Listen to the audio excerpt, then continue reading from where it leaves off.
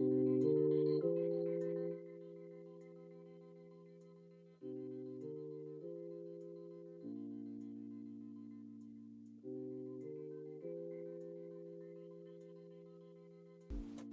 buenos días. Damos inicio al segundo día de actividades del Congreso Internacional de Cardiología Cardiolili 2025, siendo las 8:02. Agradecemos a los asistentes que nos acompañan el día de hoy de manera virtual. Les agradecemos a ustedes la asistencia presencial y, teniendo en cuenta el esfuerzo que se hace para ir a estas actividades, no nos queda más que empezar un segundo día de actividades que esperamos esté lleno de información de interés para nosotros, de información de aplicabilidad para nuestros pacientes. Desde la Fundación Valle de Lili, desde la Subdirección de Educación y el Servicio de Cardiología, es un reto muy grande realizar esta versión número 18 porque nos lleva a seguir tratando de innovar y preparar un evento que, no estoy hablando de estoy hablando del evento del 2027, esperamos trascienda, será nuestro Cardiolili número 20. Por tal razón, este año hemos querido innovar, hacer algunos cambios y muchas de las actividades los van a implicar a ustedes de una manera más participativa. Muchas de las actividades son a manera de conversatorio. Se van a sentar acá 5 personas que saben un poco más del tema. Cada quien sabrá si se define experto o no, para responder preguntas que hemos diseñado y, idealmente, preguntas que ustedes les hagan a ellos. Ustedes, me refiero, en la comodidad de la virtualidad o en la comodidad de la presencialidad. Actividades interactivas donde lo que buscamos es que podamos aprender, podamos interactuar, podamos preguntar. Sin más demoras, empezamos entonces con este primer bloque del segundo día. En esta actividad vamos a trabajar lo que es tromboprofilaxis y anticoagulación. Me acompaña en la moderación la doctora Carrillo, que es internista, cardióloga, máster en riesgo cardiovascular y especialista en cardiología deportiva. Y coordina con, ya la acabo de presentar, pues para que no se angustie, tranquila ya.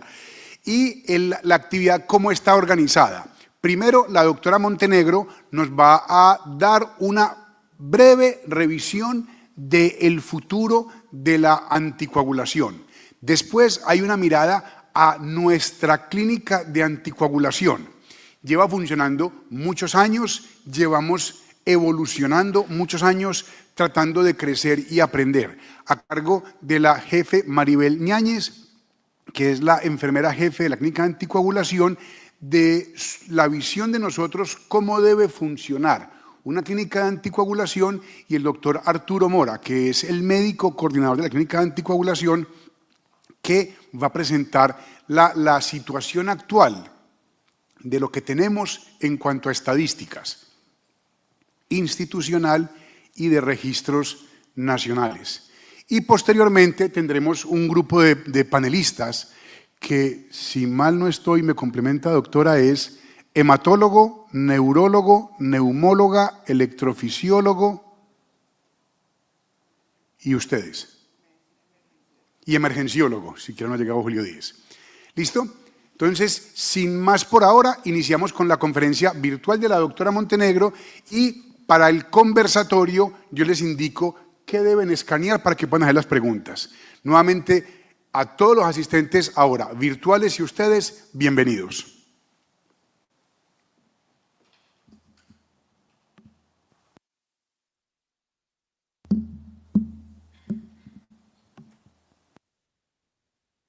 Hola, muchísimas gracias por la invitación. Siempre para mí es un gusto poder acompañarlos en este simposio de anticoagulación.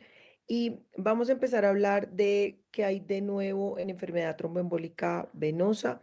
Yo soy Ana Cristina Montenegro, soy médico internista y soy médico vascular. Este es mi conflicto de intereses, sin embargo, no tengo ningún tipo de conflicto de intereses en esta charla y lo que les voy a hablar está esencialmente basado en la evidencia. No debemos olvidar que la enfermedad tromboembólica venosa sigue siendo la tercera causa de muerte por trombosis en el mundo luego del infarto agudo de miocardio y el accidente cerebrovascular, y por lo tanto nosotros debemos volcar todos nuestros esfuerzos en prevenirla en el hospital, porque es la primera causa de muerte prevenible en el hospital, y por supuesto en darle el tratamiento correcto a nuestros pacientes para poder evitar complicaciones y mortalidad asociada al tratamiento de los eventos tromboembólicos. Recordemos que las fases de la anticoagulación es algo que no ha cambiado. Cada una de estas fases tiene un objetivo primario y de acuerdo al objetivo vamos a utilizar el anticoagulante. Entonces tenemos una fase aguda entre 5 a 7 días en donde buscamos disminuir el riesgo de extensión del trombo, prevenir la formación del nuevo trombo y prevenir la muerte asociada a la embolia pulmonar. Para este escenario contamos con cargas de anticoagulantes orales directos, heparinas de bajo peso molecular para los pacientes que se van a quedar hospitalizados y heparina no fraccionada para aquellos que van a ser llevados a terapia de reperfusión.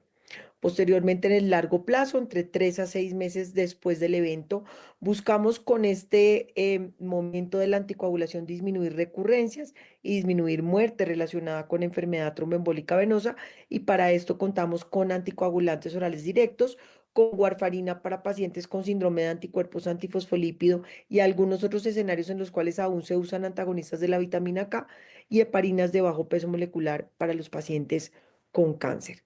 Y en tratamiento extendido, pacientes que vayamos a considerar dejar en anticoagulación por más de 6 meses, recordemos que es un momento de tromboprofilaxis, en donde lo que buscamos es disminuir recurrencias asociadas a enfermedad tromboembólica venosa, ya sea recurrencias sobre ese mismo lecho venoso o sobre cualquier otro lecho. Para este escenario contamos con anticoagulantes orales directos, warfarina para pacientes con antifosfolípido y otros escenarios como ya les mencioné, y heparinas de bajo peso molecular, que es muy raro. Acto seguido debemos evaluar la función renal del paciente. Recordemos que estos medicamentos se excretan por vía renal, especialmente dabigatran, 80% de excreción renal. Tenemos otros que se excretan menos, rivaroxaban más o menos 33%, apixaban 25%, pero debemos conocer cuál es la depuración de creatinina de nuestros pacientes por Cochrane para poder tomar decisiones. Recordemos que no hay mucha evidencia en pacientes con menos de 15 mililitros minuto que se encuentren en hemodiálisis. Sin embargo, la data que tenemos en pacientes con más de 15 mililitros minuto y especialmente aquellos con más de 30 mililitros minuto es bien importante. No podemos utilizar dabigatran en pacientes con menos de 30 mililitros minuto de depuración de creatinina. En lo que respecta a la función hepática, es muy importante que podamos evaluar cuál es la función hepática de nuestros pacientes para hacerles su perfil de seguridad de anticoagulación, y debemos recordar que los pacientes con Child C no debemos utilizar anticoagulantes orales directos, y en los de Child B debemos tener una especial precaución por los pacientes que están usando rivaroxaban. En el caso de los pesos extremos, tenemos pacientes de más de 50 de índice de masa corporal, en los cuales realmente no tenemos una gran evidencia y probablemente sea la monitorización, al menos una toma de unos niveles basales del medicamento que queramos usar, lo que nos va a dar la luz. Desafortunadamente, por el momento no contamos con estos procedimientos en nuestros hospitales, pero seguramente ya pronto vamos a tener mediciones de niveles plasmáticos de anticoagulantes orales directos. En aquellos pacientes que tienen hasta 49 de índice de masa corporal o hasta 150 kilos, definitivamente apixaban o rivaroxaban son de elección. No debemos usar dabigatran o edoxaban por alteraciones en la absorción plasmática, especialmente en los que tienen grandes grasas viscerales. Y en pacientes de bajo peso, pues hay alguna evidencia, aunque es escasa, de uso de anticoagulantes orales directos. Probablemente el más seguro en estos pacientes con muy bajo peso sea apixaban y rivaroxaban. Muy importante, esta es la recomendación de ISTH, que en el caso de pacientes con eventos tromboembólicos asociados a cirugía bariátrica, no debemos utilizar anticoagulantes orales directos en los primeros 4 semanas después de haber hecho la cirugía. Es importante que los pacientes con bandas gástricas pues que tengan su anatomía preservada, no requieren la suspensión de los anticoagulantes orales directos. En el caso de los sleeve gástrico, si está preservada la primera porción del duodeno, podemos utilizar con tranquilidad apixaban, pero en el caso de los pacientes con Y de Rux, reconstrucciones en Y de Rux o pancreatoduodenectomías con reconstrucciones en Y de Rux, definitivamente debemos buscar alguna otra estrategia de anticoagulación que no sean anticoagulantes orales directos. Con respecto a los factores de riesgo, esto tampoco ha cambiado. Sabemos que aquellos pacientes que tienen un muy bajo riesgo de recurrencia son aquellos pacientes que tienen factores transitorios principales o reversibles asociados con un riesgo de más de 10 veces para el evento tromboembólico que si no hubieran tenido este factor. Por ejemplo, un reemplazo de cadera o un reemplazo de rodilla. Y del otro lado de la balanza, estos pacientes con cáncer activo, uno o más episodios previos de enfermedad tromboembólica, un síndrome de anticuerpos antifosfolípido que van a estar anticoagulados toda su vida. Y aquí en la mitad encontramos aquellos pacientes con factores de riesgo transitorios o reversibles asociados con un riesgo de menos de 10 veces para el primer evento índice, pacientes con factores de riesgo no identificables y los factores de riesgo persistentes no malignos como enfermedad inflamatoria intestinal y enfermedades autoinmunes activas. Es importante que cuando miramos el registro RIETE, que es el registro de enfermedad tromboembólica venosa más grande del mundo, en el cual nosotros como Centro de Cuidado Clínico de Enfermedad Tromboembólica Venosa reportamos nuestros pacientes, vemos cómo definitivamente hasta el 45.6% de la población del registro, que al 31 de octubre del 2025 eran 135.146 personas, pues es sin factor de riesgo identificable. Entonces, muchas veces nos ponemos a pedir exámenes innecesarios que retardan la salida de estos pacientes y realmente nunca vamos a encontrar la causa por la cual hicieron su evento trombótico. Posteriormente a esto evaluaremos el riesgo de sangrado. Pueden usar la escala que ustedes quieran. Aquí está la referencia de este artículo, pero ustedes pueden usar la escala que ustedes quieran. Nosotros usamos RIETE. ¿Por qué? Porque publicamos nuestros pacientes en el registro RIETE y por supuesto la escala de sangrado del RIETE pues se acerca mucho a lo que es nuestra población. Esto nos va a caracterizar el riesgo de sangrado en tres categorías de riesgo: riesgo bajo, riesgo moderado y riesgo alto. Un 0 puntos, 1 punto y 2 puntos respectivamente, y obviamente esto nos da un porcentaje de riesgo de sangrado que puede ser de 2.6%. Pero una vez categorizado el riesgo de sangrado y el riesgo de recurrencia de nuestros pacientes, pues nos vamos a ir acá. Esto es para eventos sin factor de riesgo identificable. Es muy importante que lo tengamos en cuenta. Entonces, pacientes sin factor de riesgo identificable, ya hicieron todo, ya le pusieron media, ya le pusieron daflón, no se le quita la hinchazón, no lo queremos anticoagular, pero hay que anticoagularlo. Entonces, es importante tener esto presente porque muchos de estos pacientes no se toman el anticoagulante o no oyeron ese pedazo de la prescripción. Entonces, en este escenario, en anticoagulación extendida, recordemos que esta curva es creciente en el tiempo y que probablemente puede llegar a ser hasta el 36% a 10 años y por su riesgo de mortalidad, que puede ser cercano al 4% al año, pues definitivamente tenemos que seguir la anticoagulación. Pero si mi paciente sangra, si mi paciente tuvo un sangrado amenazante, si sangra en el colon, si sangra en la orina, pues definitivamente la suspensión es luego de 3 meses porque el riesgo de mortalidad por sangrado puede ser cercano al 11%. Entonces vamos a este gran algoritmo en el cual nos dicen trate lo mínimo por 3 meses a todo el mundo y en este momento pare, tome aire, tome un aire en el camino y tome decisiones con respecto a qué produjo el evento embólico, si el paciente tiene algún factor de riesgo identificable que sea complejo y obviamente esto nos va a llevar a estos tres grandes escenarios clínicos. Lo dejamos hospitalizado, pero no le hacemos un montón de exámenes o le damos de alta y le hacemos un par de exámenes y la mandamos a estratificar de forma ambulatoria. En este escenario, esta paciente se fue esta mañana y definitivamente tomó la decisión de no recibir tratamiento en el hospital, le tocaba quedarse en una camilla en urgencias, en fin. Otro tema importante, uso de anticoagulante en las mujeres. Definitivamente está demostrado que Rivaroxaban sangra incluso más que warfarina. Entonces, en este escenario probablemente sea muy útil Apixaban o Dabigatran, definitivamente no Rivaroxaban. Otro punto para ya terminar tiene que ver con los pacientes con cáncer. Es muy importante tener en cuenta que esto es un amplio trabajo en diferentes escenarios de los pacientes con cáncer, pero tenemos este estudio muy bonito, el estudio APICAT, que es dosis extendida reducida de apixaban para pacientes con eventos tromboembólicos asociados a cáncer. Es importante tenerlo presente porque esto era una pregunta que no tenía respuesta para nosotros. Nosotros decíamos, no, pues sí, ahí al ojo le estamos echando cálculos de cuál es su riesgo de recurrencia, pero no tenía una respuesta clara la dosis en la cual nosotros debíamos dejar a los pacientes con cáncer. Después del estudio APICAT encontramos que a estos pacientes les va también muy bien con la dosis reducida de apixaban, por lo cual la recomendación es utilizarla en este grupo de pacientes. Y por último, COBRA, un estudio hecho para determinar la seguridad comparativa de Apixa versus Riva para tratamiento de tromboembolismo venoso, evaluando sangrado mayor o no mayor o sangrado no mayor clínicamente relevante durante los primeros 3 meses de terapia anticoagulante. Aquí también tenemos un gran grupo de pacientes de Apixa, un gran grupo de pacientes con Rivaroxaban, otro tanto con warfarina, y lo que estamos mirando es cuáles son los desenlaces. Este estudio no está listo, pero estará listo prontamente. No se olviden de la dosis según la fase. Por favor, sáquenle una fotico a este cuadrito porque las dosis varían según el momento de la anticoagulación. Aquí está el MOOC de anticoagulación. Ahí van a encontrar muchísimos recursos que les pueden servir en su práctica clínica diaria, tanto de enfermedad venosa como de enfermedad arterial, como de enfermedad linfática.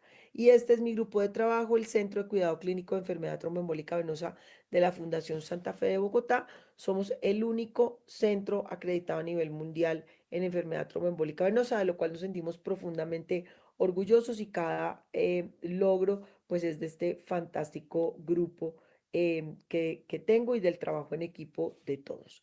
Yo les agradezco muchísimo su atención, su invitación, y quedo muy atenta a sus preguntas. Mil gracias.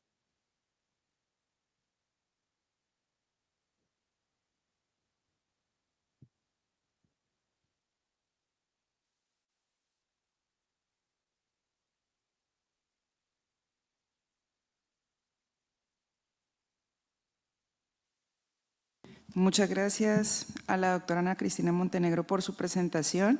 A continuación, la enfermera jefe Maribel Ñáñez, magíster en enfermería, especialista en docencia universitaria, enfermera del programa de la Clínica de Anticoagulación desde hace más de 10 años, nos va a presentar la siguiente charla titulada ¿Cómo debe funcionar una clínica de anticoagulación? Jefe.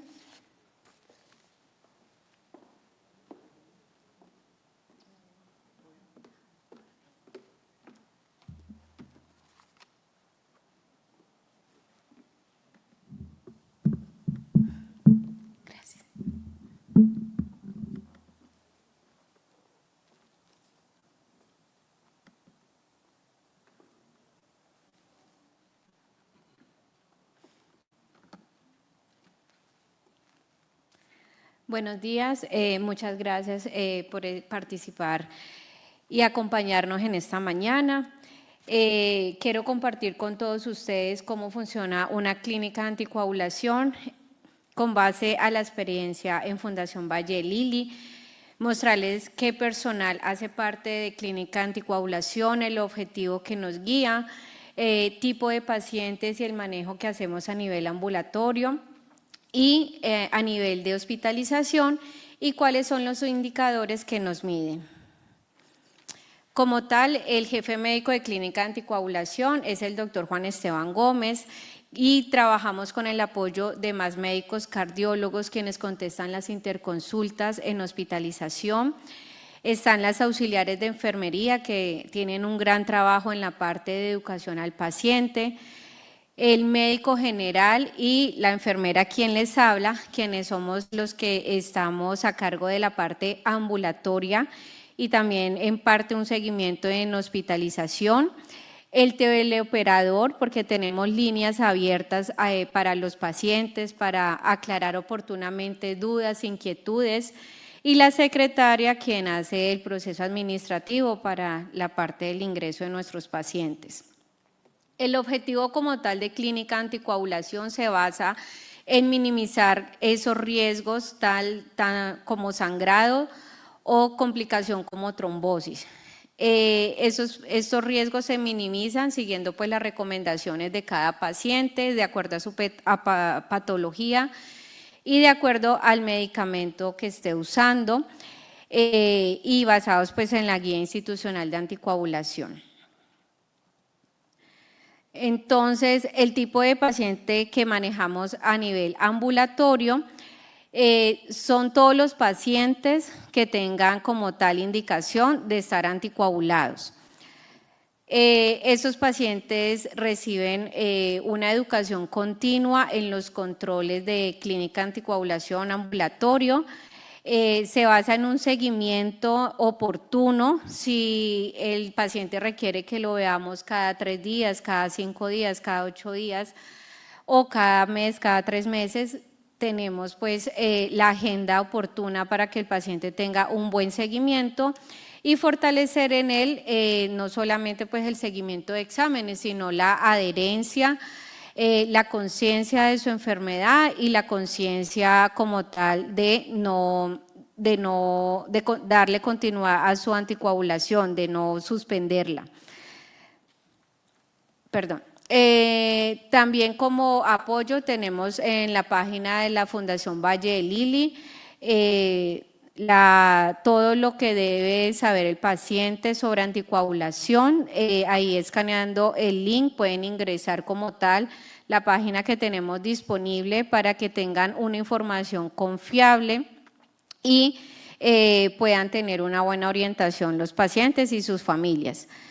Adicional a eso, hacemos conferencias todos los miércoles virtuales, son conferencias gracias pues a la asociación de 3 grupos de aquí de la clínica, que sería la clínica de diabetes, lo que es la clínica de falla cardíaca y anticoagulación. Entonces, liderado por las 3 enfermeras de estos programas educativos, gracias a ello pues damos a los pacientes y a la comunidad una educación continua todos los miércoles.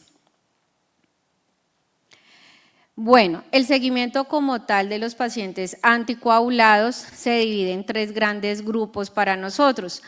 El seguimiento de pacientes que consumen antagonistas de vitamina K, llámese ya warfarina o Sintrom, acenocumarol. Tenemos siempre la cita de ingreso, la cita primera vez es con el médico de anticoagulación y la segunda cita siempre va a ser para reforzar la educación de enfermería, la cual es de 40 minutos porque es responder todas esas dudas e inquietudes que tiene el paciente y su familiar ante pues este nuevo reto que es la anticoagulación. Para estos pacientes con antagonistas de vitamina K tenemos el Coacheck disponible en el consultorio, se le toma el examen y sale inmediatamente el resultado y asimismo hacemos el ajuste y programamos la cita. Como les mencionaba, de acuerdo pues al resultado del INR se programa la cita según la necesidad, si el paciente está iniciando y toca que verlo cada 3 días, cada 5 días o cada 8 días, pues se le hace su seguimiento de esta forma, hasta que pues logremos la meta de que el paciente nomás venga una vez al mes a control de INR. El seguimiento de los pacientes con anticoagulantes directos, llámese apixaban, rivaroxaban, dabigatran, también pues tiene la cita de ingreso con el médico de anticoagulación, la educación que es muy importante, pues hacer énfasis al paciente de la adherencia, de la puntualidad, consumirlo siempre con alimentos y la valoración posterior con exámenes que normalmente se solicitan, hemograma, función renal y función hepática. De acuerdo a la adherencia del paciente, las citas pueden ser cada 3 meses o cada 6 meses. Y el seguimiento para los pacientes con anticoagulantes subcutáneos, nuevamente pues el ingreso del paciente es con el médico, la educación con enfermería y la valoración es mensual o si el paciente es crónico, es muy adherente, se puede pasar a cada 3 meses. Los exámenes de control, igualmente, hemograma, función renal y función hepática, y sobre todo, pues, reforzar en ellos la parte de educación y adherencia. Como tal, el tipo de pacientes que manejamos en hospitalización son todos los pacientes que estén aquí hospitalizados con indicación de anticoagulación y que nos soliciten la interconsulta médica de anticoagulación. El médico de anticoagulación valora al paciente, deja su directriz, su nota médica y a partir de ahí inicia lo que es el seguimiento por parte de enfermería. ¿Qué se hace durante toda la estancia hospitalaria del paciente? Se hace una revisión diaria de que le estén administrando el medicamento anticoagulante correcto según el peso, la función renal, según las plaquetas. Se valoran exámenes y pues el estado del paciente para hacer como un doble chequeo de que la administración sea correcta.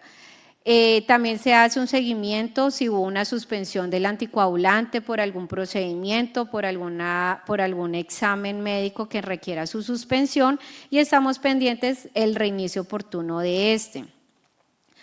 También se hace rondas de intervención al paciente y cuidadores. Estas rondas son súper importantes porque durante toda la estancia hospitalaria creamos esa conciencia para que el paciente y su familiar sepan que van a salir con anticoagulación. Como mínimo 3 meses, pues de ahí en adelante, como dijo la doctora Montenegro, se valora, se hace un alto y se valora si la anticoagulación va a seguir 6 meses, 1 año o indefinidamente, pero mínimo que el paciente tenga esos 3 meses de anticoagulación. Entonces, estas rondas de intervención que hacen las auxiliares de enfermería y en compañía mía es para que entregarle poco a poco esos tips, esa información que necesita ese paciente y esa familia que viven tanto en Cali como en diferentes partes de Colombia y también tenemos extranjeros y se vayan realmente con esa conciencia y esa información de que deben de continuar su seguimiento cuando esté ambulatorio el paciente. ¿Cómo aseguramos un egreso seguro del paciente? A pesar de toda la educación que se le da durante la estancia hospitalaria, en el momento de la salida nosotros también tenemos que estar ahí presentes.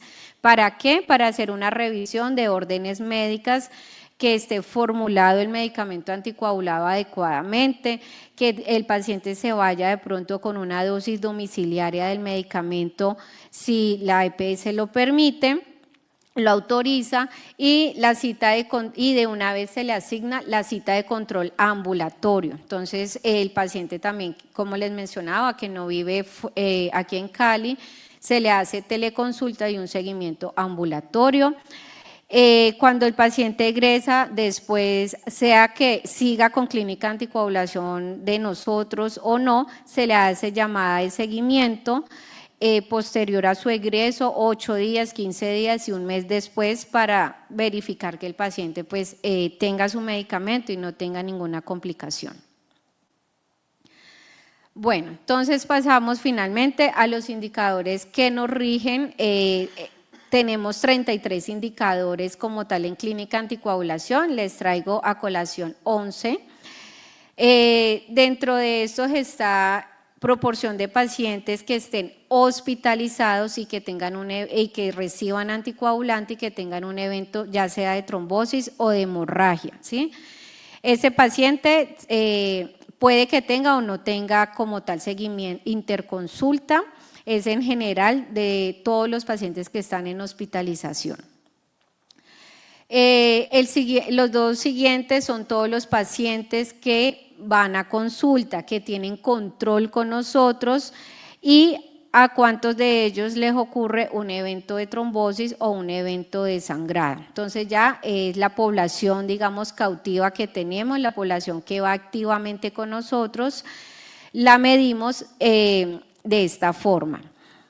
Los siguientes 2 indicadores son todos los pacientes que van a control con clínica anticoagulación y van a procedimiento, por ello pues se suspende el anticoagulante, entonces se hace una medición cuántos de ellos tuvo evento de sangrado o evento de trombosis durante ese proceso de suspensión y reinicio de anticoagulación.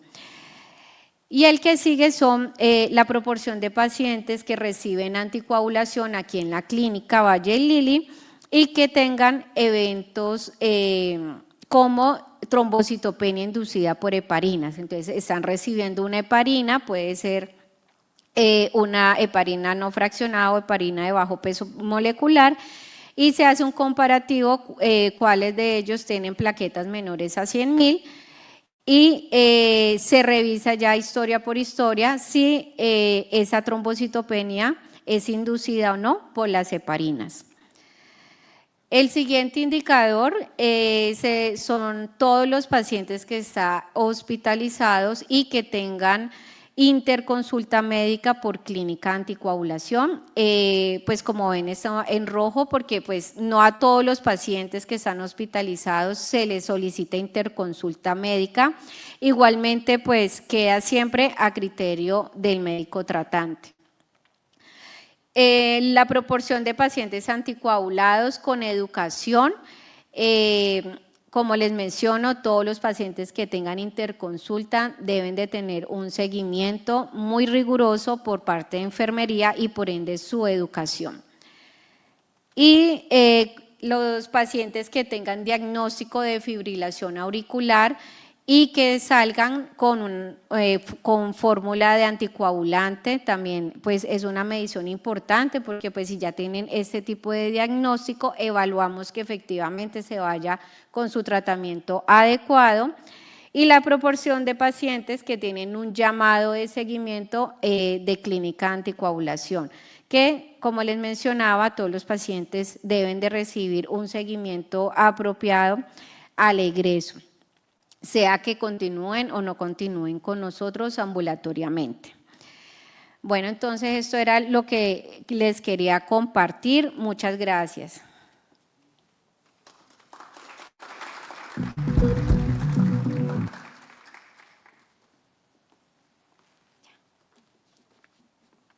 Jefe, muchas gracias por su presentación. A continuación se va a presentar la conferencia de tromboprofilaxis y anticoagulación, datos nacionales por el doctor Arturo Mora. El doctor Arturo Mora es el médico asistencial del área de la clínica de anticoagulación e investigador del equipo de cardiología de la Fundación Valle de Lili. Doctor Mora.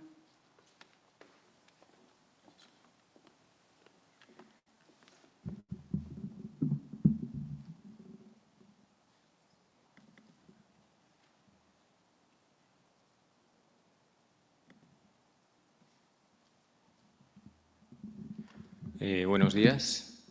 Muchas gracias por la invitación al Congreso y también a la Fundación Valle de Lili. El día de hoy les quiero contar cuáles son las estadísticas que tenemos, primero a nivel institucional en relación a tromboprofilaxis y los datos nacionales que hemos recolectado en los registros RECAN y RECAN-AR en términos de anticoagulación. Primero, un poco de información. Las enfermedades tromboembólicas son una causa importante de morbilidad y mortalidad en el mundo, afectan aproximadamente a 1 de cada 4 pacientes. Los pacientes hospitalizados tienen un riesgo mayor que los pacientes de la población general, tienen 100 veces mayor riesgo de desarrollar un evento tromboembólico y aproximadamente 50% de todos los eventos de tromboembolismo venoso son provocados en asociación a un antecedente de hospitalización. 10% de las muertes que suceden en el hospital ocurren por embolismo pulmonar, pero la enfermedad tromboembólica venosa es una enfermedad prevenible siempre y cuando se actúe bajo una evaluación estricta y una profilaxis. El uso de los anticoagulantes incrementa el riesgo de sangrado en estos pacientes. Por ejemplo, en Estados Unidos, entre 2016 y 2020, un aproximado de 1.270.000 personas consultaron por sangrados, de los cuales 47.8% requirieron manejo en hospitalización. Históricamente, siempre la warfarina ha sido el anticoagulante que más se ha utilizado, pero en los últimos 15 años la incursión de los anticoagulantes orales directos ha cambiado por lo que existen dudas en cuáles deberían ser los manejos de reversión en caso de un paciente que nos consulte por sangrado. Y a nivel nacional hay una brecha de datos, hay una ausencia de estadísticas sobre las estrategias primero de anticoagulación y también de reversión. Entonces, primero quisiera hablarles de los errores que hemos identificado al momento de gestionar el riesgo del paciente hospitalizado. Este trabajo hasta ahora cuenta con datos de 2023 y 2024. Incluimos todos los pacientes mayores de 18 años que requirieron una estancia hospitalaria por más de 48 horas. Y el trabajo lo hemos hecho con la colaboración del personal asistencial de las diferentes áreas de hospitalización de urgencias, pisos, las unidades de cuidados intensivos y la unidad de alta complejidad obstétrica, la UACO. Utilizamos la escala de Padua para los pacientes médicos y la escala de Caprini para los pacientes quirúrgicos, y hicimos una evaluación de la conducta que se tomó en esos pacientes y lo clasificamos en apropiado. Aquellos pacientes que tenían alto riesgo por las escalas y por lo tanto recibieron tromboprofilaxis farmacológica, o aquellos pacientes que tenían bajo riesgo y por lo tanto no se les indicó el medicamento. Y la otra clasificación fue una evaluación inapropiada, que es en aquellos pacientes en quienes se omitió la dosis del medicamento, se les administró cuando no tenían indicación o se cometió un error de administración ya sea en dosis o frecuencia. En total, en este periodo, inicialmente teníamos 7.733 pacientes, de los cuales excluimos 864 que estaban con tratamiento anticoagulante. De ese total se incluyeron 6.869, de los cuales 4.761 eran pacientes hospitalizados por patología médica y 2.128 por patología quirúrgica. La relación de consulta por patología médica siempre fue mayor en comparación a la patología quirúrgica. La mayor cantidad de pacientes estuvieron localizados en hospitalización piso, seguidos de aquellos hospitalizados en las unidades de cuidados intensivos, y en menor proporción ya la unidad de alta complejidad obstétrica. Entonces, ¿cómo se comportó la gestión de ese riesgo, la proporción adecuada versus inadecuada? En la unidad de cuidados intensivos se hizo una gestión adecuada del riesgo en el 66.3% de los pacientes. Fue el área en donde menor proporción observamos, en hospitalización en 80.3%, en la UACO 75.7% y en urgencias 79.7%. Los pacientes quirúrgicos se caracterizaron porque la gestión del riesgo, la proporción es mayor, cercana al 90%, entonces en la UCI del 91%, hospitalización igual, la UACO del 93% y en menor proporción ya urgencias. Nosotros queríamos identificar cuáles eran los principales errores que cometíamos en aquellos pacientes en quienes la gestión era inapropiada. Y lo que identificamos fue que el principal error que cometemos como institución es que le administramos medicamento a aquel paciente que no tendría indicación según las escalas que utilizamos. Por lo menos eso fue lo que observamos en los pacientes médicos. En urgencias ese error fue distinto. El error que más se comete en urgencias es omitir darle el medicamento, y en los pacientes quirúrgicos se conservó ser el error más frecuente administrar en bajo riesgo en la UCI y en hospitalización, pero en la UACO y en urgencias el error que más cometimos es omitir la dosis del medicamento. ¿Qué hemos concluido hasta ahora con este trabajo que estamos realizando? Primero, que tenemos una proporción relevante de pacientes en la que cometemos errores al momento de gestionar el riesgo de eventos tromboembólicos. Segundo, de que el error que más cometemos es administrarle el medicamento a aquel paciente que no tiene indicación, y que en los pacientes quirúrgicos se omite la dosis en una proporción considerable. Es importante para nosotros hacer una valoración del riesgo de tromboembolismo venoso desde el ingreso del paciente. Se debe individualizar a los pacientes y entender que se comportan diferentes los pacientes médicos y quirúrgicos para que esto nos ayude a optimizar el riesgo. Ahora quisiera contarles un poco acerca de los datos que hemos recolectado a nivel nacional en los registros de anticoagulación y de reversión. Este estudio de aquí lo que hemos hecho es caracterizar a aquellos pacientes atendidos en las clínicas de anticoagulación en Colombia. Se han incluido 2.000 pacientes reclutados en 9 instituciones desde el 2023. ¿Cómo ha sido la caracterización sociodemográfica? El 58% de estos pacientes son de sexo femenino, la mediana de edad de 65 años y la raza más común, mestizo. ¿Cuáles fueron las principales comorbilidades? Hipertensión en el 37%, dislipidemia 25% y falla cardíaca 15.8%, y la principal indicación de anticoagulación, según este registro en Colombia, es enfermedad tromboembólica venosa en el 70% de los pacientes. 14% anticoagulados por fibrilación auricular, 10% por reemplazos valvulares y un 7.2% estados hipercoagulables como síndrome antifosfolípido. El anticoagulante que más usamos en Colombia, el grupo, son los anticoagulantes orales directos en 66% de los pacientes, seguido de las heparinas, 19%, y los antagonistas de vitamina K, warfarina, 15%. Y evidenciamos una proporción importante de complicaciones. De los 2.000 pacientes, 111 tuvieron sangrados, de los cuales 38% fue sangrado mayor, 25% sangrado no mayor clínicamente relevante y un 36% que clasificaría como sangrado menor. El sitio más común de sangrado es el tracto gastrointestinal, seguido del tracto genitourinario, y en complicaciones tromboembólicas, que fueron 50 pacientes, el accidente cerebrovascular y la embolia pulmonar fueron los sitios más frecuentes. Ahora, ¿cómo nos comportamos a nivel nacional respecto al uso de estrategias de reversión? Estos datos corresponden a los primeros 144 pacientes que hemos incluido en el registro RECANA-R. Se incluyeron todo paciente que está en tratamiento anticoagulante y que consulta urgencias por un sangrado, o que está en tratamiento anticoagulante y requiere una cirugía y por lo tanto se usan agentes reversores. La distribución de sexo fue 49% hombres, resto mujeres, y la mediana de edad 66 años. Las principales comorbilidades: hipertensos 61.8%, dislipidemia 30.6% y diabetes 21.5%. ¿Y cuál fue el anticoagulante que más usaban estos pacientes que consultaron en estos contextos? Warfarina en el 84%, apixaban 4.9%, dabigatran 4.2% y rivaroxaban 2.8%. Los principales agentes reversores: vitamina K en el 75% de estos pacientes y complejo concentrado protrombínico en el 27.1%.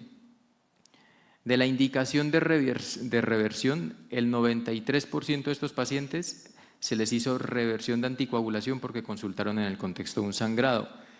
El sitio más común fue gastrointestinal, seguido de cerebral y genitourinario, y aproximadamente 70% de los pacientes que consultaron porque tenían cirugía requirieron el manejo quirúrgico en menos de 12 horas. Los principales hallazgos hasta ahora: de estos pacientes que sangraron, el 81% necesitó manejo de hospitalización, de los cuales la mitad manejo en la unidad de cuidados intensivos, y hasta el momento la mortalidad ha sido 7.6%. Estos dos registros nos han ayudado a caracterizar la epidemiología nacional de los pacientes anticoagulados y también de las estrategias de reversión, pero son registros que todavía se siguen construyendo, por lo que les extendemos la invitación para que puedan participar con nosotros en los registros y si consideran que tienen pacientes que cumplan alguna de las características. Nos pueden escribir al correo cardiologiaregistro@fbl.org.co. Muchas gracias.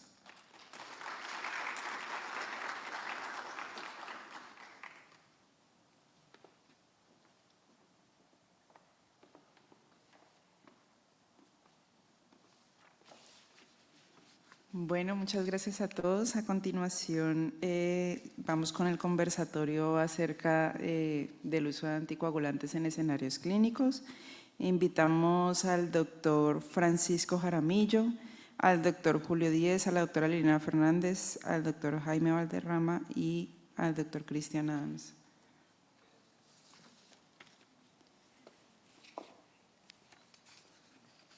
Bienvenidos. El doctor Cristian Adams Es cardiólogo, especialista en medicina interna, cardiología de la Universidad de ICESI y es especialista en electrofisiología cardiovascular de la Universidad de La Sabana, Fundación Cardioinfantil.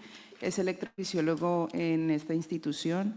La doctora Liliana Fernández es neumóloga, especialista en neumología y jefe del servicio de neumología de la Fundación Valle de Lili.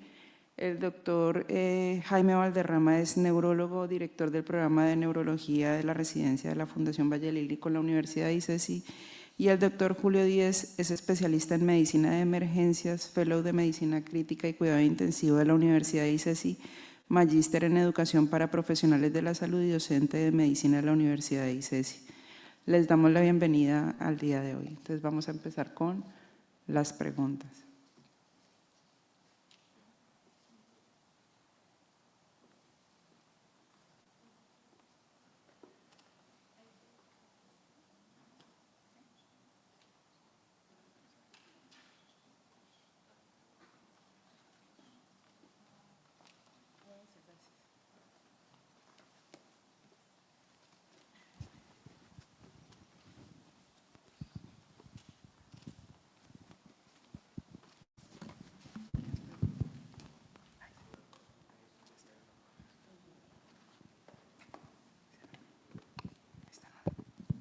¿Qué va a poner ahí?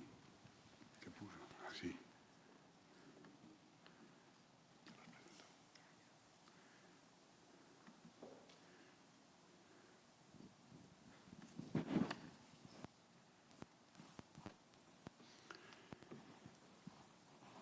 Álvaro, ¿me colaboras con la pantalla? Ustedes me hacen un favor, trajeron teléfono cargado. Listo. Ustedes ven ahí el código QR.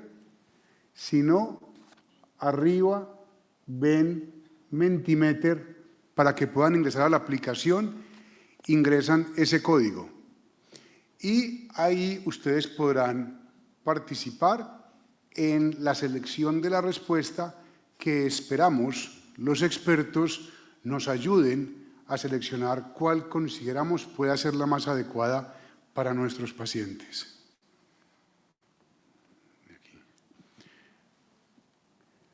Para el que tenga problemas para ver de lejos, el código es 37019546.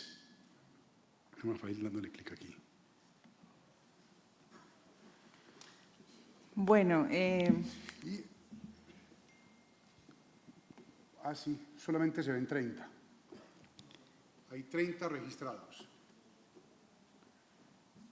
bueno, la idea es leer las preguntas y que ustedes respondan la que ustedes consideran como la más apropiada de estas preguntas. Algunas tienen sus cascaritas.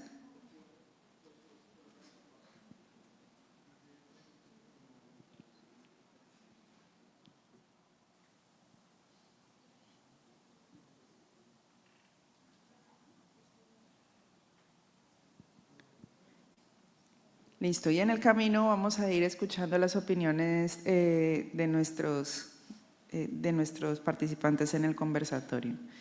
Entonces, la primera pregunta es, ¿cuál considera que es el error más frecuente en la práctica diaria al iniciar o suspender anticoagulantes?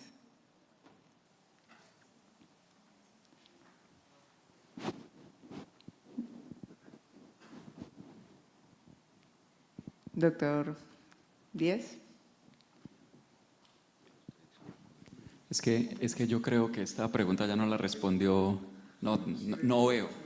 Voy a leerles las respuestas. Sí, entonces, iniciar sin confirmar indicación clara. Por ejemplo, fibrilación auricular documentada, mal documentada. Suspender por procedimientos menores sin evaluar el riesgo de trombosis. No ajustar la dosis al peso o función renal de los anticoagulantes.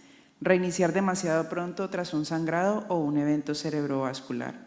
La dosis que se prescribe es inapropiada para la indicación médica. Yo creo que esta pregunta ya en la charla pasada nos la respondió en parte Arturo, y es el problema que internamente han identificado el grupo de anticoagulación, y es tromboprofilaxis en los pacientes que no la necesitan o anticoagulación basados de pronto a veces en el miedo tanto de iniciarla como de reiniciarla en algunos pacientes. Creería yo que eso es como uno de los principales problemas que internamente hemos identificado nosotros. Muchas gracias. Doctor Jaramillo. El doctor Jaramillo no lo he presentado. El doctor Jaramillo es hematólogo de la Fundación Valle del Lili. Se encuentra también en el programa de trasplante de médula ósea de la institución, doctor. Pues yo creo que el principal problema es no individualizar el paciente.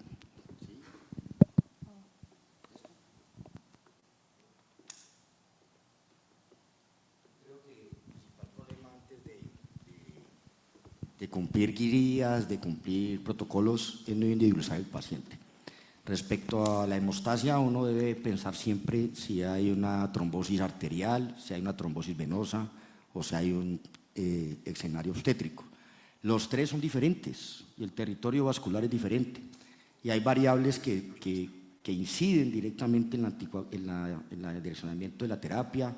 En las arterias tenemos, por ejemplo, fuerzas de cizallamiento de 33 dinas por centímetro cuadrado. En las venas es mucho más estático el flujo, no llegan ni a 5 centímetros de dinas por centímetro cuadrado. Y en la circulación obstétrica, pues la placenta tiene otras variables fisiológicas.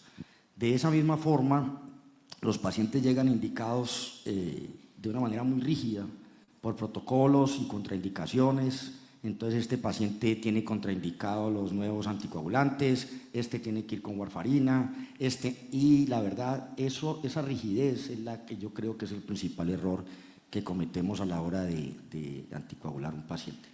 Bueno, ahora vamos a darle, si no funciona ya son las pilas, porque está de verde, no hágale. Ahora, para participar de los 41 que sí les funciona el celular, la principal respuesta es, doctor Adams, iniciar sin confirmar indicación clara para FA, 57% y va disminuyendo. Después de esto, hablaríamos con la doctora Fernández, 10% habla de suspender procedimientos menores, sin evaluar riesgo trombótico. Después, el doctor Díez, reiniciar demasiado, dejémoslo para el doctor Valderrama, neurología. Reiniciar demasiado pronto tras un sangrado o ACV. Al egreso de urgencias, doctor Díez, la dosis que se prescribe es inapropiada para la indicación. Cada uno defiende su respuesta en 30 segundos. Bueno, sin duda el diagnóstico de fibrilación auricular no se hace en muchas ocasiones de manera adecuada. Hay unos criterios muy claros que están descritos ampliamente en las guías, las últimas son de 2024 americanas y europeas. Entonces es muy importante adherirnos a ese criterio diagnóstico. Muchas veces cuando nos llegan los pacientes a los cardiólogos y más a electrofisiólogos, el diagnóstico de fibrilación auricular y lo vamos a buscar en historia clínica, no lo vemos. Muchas veces el paciente o el mismo interconsultante a veces hacen referencia a un trazo irregular en monitores, hacen referencia a un holter que a veces está mal leído. Entonces son pacientes que se someten a anticoagulación de manera inapropiada. Por otra parte también pasa lo contrario, que muchas veces ante el temor de iniciar una anticoagulación o ante la duda diagnóstica no se inicia el tratamiento adecuado. Y de ahí viene también la otra respuesta, que ante el temor de una complicación de sangrado empiezan las dosis inadecuadas. Entonces siempre el diagnóstico de fibrilación auricular está siendo un problema porque no se están adhiriendo a los criterios, bien sea por criterios de holter o de tiras de ritmo, que recordemos que es 30 segundos, o un trazo electrocardiográfico con todos los criterios de fibrilación auricular. Doctora Fernández. Los procedimientos menores. Sí. Lo más importante cuando vamos a someter a un paciente a algún procedimiento es que se haga una historia clínica adecuada y que nosotros sepamos qué toma, cuándo, cómo y por qué. Y eso nos va a dar la pauta para poder decidir si se suspenden o no. Los procedimientos menores no necesitan suspender la anticoagulación, pero sí necesita que tanto el médico que va a hacer el médico que va a hacer el procedimiento sepa que el paciente recibe anticoagulación. Y hay una forma sencilla de hacer una ventana, especialmente con los nuevos anticoagulantes, para someter al paciente a situaciones programadas que también cuando van a tener anestesia, etcétera, el anestesiólogo debe evaluar al paciente, indicarle cuándo suspender y cuándo volver a iniciar su anticoagulación. Entonces, la moraleja o la recomendación es que debe haber una comunicación estrecha entre los médicos que van a intervenir y el paciente para poder tomar decisiones. Pero el mensaje con procedimientos menores no hay necesidad de suspender anticoagulación. Reiniciar demasiado pronto entonces un sangrado o ACV, doctor. Sí, definitivamente es un 2% porque no es una condición que sea relativamente frecuente. Sí vemos pacientes con enfermedad cerebrovascular, tanto isquémica como hemorrágica, con sangrados, porque muchos tienen fibrilación auricular y muchos vienen anticoagulados. Hasta el 25% de todos los pacientes pueden tener como causa de su ACV isquémico una taquiarritmia como la FA. Diría yo que este punto sobre todo es más crítico en la parte aguda, en urgencias en las unidades de cuidado intensivo, porque con frecuencia tenemos pues a los intensivistas o a los internistas abogando por anticoagular temprano por el riesgo de embolia. Actualmente se considera que debería esperarse entre 4 y 8 semanas para reanticoagular un sangrado intracraneal, y en ACV isquémico se hace en los primeros 4 días dependiendo de la severidad sintomática. Esto en cuanto a FA. En cuanto a otras condiciones más críticas como válvulas mecánicas o pacientes que tengan embolia permanente, por ejemplo, tuvimos una paciente hace 2 semanas con trombosis intracardíaca que hizo émbolos al hígado y al riñón. Este tiempo se puede acortar siempre y cuando la familia esté enterada del riesgo de sangrado. Recordemos que la bóveda craneal es eso, una bóveda no expansible, y la morbimortalidad de un sangrado intracraneal es alta cuando el paciente tiene otras condiciones críticas. Entonces, esa sería mi respuesta. Bueno, muchas gracias. Vamos entonces con la siguiente pregunta. Trauma leve en un paciente anticoagulado. ¿Cuáles criterios orientan a observar versus revertir? Todo paciente con trauma craneal, aunque asintomático, requiere reversión de la anticoagulación inmediata. Evaluar el mecanismo de trauma, síntomas y tipo de anticoagulantes antes de decidir. Observar si el paciente está clínicamente estable y con INR o niveles de anticoagulación del medicamento que tenga en rango terapéutico. Revertir siempre si hay sangrado visible o deterioro neurológico sin esperar resultados de imagen. Decisión individualizada según riesgo de sangrado, disponibilidad de reversores o tiempo desde última dosis. Yo creo que esta primera pregunta… Diana, un momentico. Recuerden, las 300 personas que están conectadas virtual también pueden registrarse a través de Mentimeter e ingresan el código para poder participar de la encuesta. Doctor Díez, yo creo que esta pregunta va muy al escenario de emergencias. Sí, yo sí me voy a parar porque yo no he podido ver en esa pantalla. Voy a esperar a que voten porque esta pregunta es bien cascaruda. Primero porque de entrada la pregunta va condicionada, ya empiezan a hablar de trauma leve. En los pacientes anticoagulados que sangran que nosotros recibimos en el servicio de urgencias, uno debería hacerse 3 preguntas principales, y una es si el sangrado es en un sitio crítico, sí o no. Sangrado secundario, un trauma. Segundo, si ese sangrado está inestabilizando al paciente, entonces presión arterial media menor de 65, presión arterial sistólica menos de 90 o una caída de 40 milímetros de mercurio con el cambio de posición en el paciente, o que ese sangrado esté anemizando al paciente, y el corte o el criterio que está en la literatura es 2 gramos por decilitro. Entonces, la respuesta fue decisión individualizada según riesgo de sangrado y disponibilidad de reversores y tiempo desde la última dosis. Dejemos las otras porque en las otras hay como varias cositas también.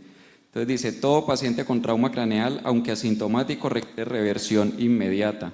Por lo que veo, muchos respondieron, o algunos respondieron esta también. No es así. De entrada, la pregunta está condicionando el trauma leve. Si uno no documenta el sangrado intracerebral en estos pacientes, es poco probable que ese paciente vaya a necesitar o requerir una reversión inmediata. En esos pacientes lo que se recomienda es observación. Esperábamos nosotros desde urgencias de cuidado intensivo y neurointensivo que este año se actualizara la nueva definición de trauma craneoencefálico de acuerdo a severidad y no salió. La nueva definición incluye el Glasgow, que ya todos conocen, incluye datos demográficos del paciente, incluye los biomarcadores, incluye la imagen. Pero en los datos demográficos del paciente hay algo muy importante y es que definen si el paciente está anticoagulado o no, porque un paciente con un trauma craneoencefálico leve que está anticoagulado, leve por Glasgow, que está anticoagulado, no es leve. Es un paciente que hay que estar muy pendiente de él. ¿Listo? Evaluar mecanismos del trauma, síntomas y tipo de anticoagulación antes de decidir. Sí y no, porque el mecanismo de trauma poco o nada importa si el paciente tiene un sangrado en un sitio crítico o en un sitio no compresible. Ese paciente tiene indicación de hacer la reversión si es así. Nosotros hemos tenido en urgencias pacientes que están sentados en una silla, se dan un golpe contra la cabeza, contra la pared, llegan aquí, les hacemos un TAC y tienen un hematoma epidural y han terminado en cirugía. Observar si el paciente está claramente estable y con INR o niveles dentro de rango terapéutico. También si es un paciente que está estable, que no está sobre anticoagulado y que finalmente el trauma no le está ocasionando ninguna alteración, podríamos observar a ese paciente. Y lo otro, revertir siempre si hay sangrado visible o deterioro neurológico sin esperar resultados de imagen. No, porque así como uno se hace unas preguntas en el paciente que sangra en urgencias que viene recibiendo anticoagulante, también hay una clasificación del sangrado por anticoagulantes y está leve, moderada o severa y yo le diría más crítica. Entonces la leve generalmente son sangrados que usted ve en un paciente anticoagulado en el servicio de urgencias, pero puede ser una epistasis, puede ser una gingivorragia y son sangrados que usted puede controlar allí sin necesidad de revertirlos.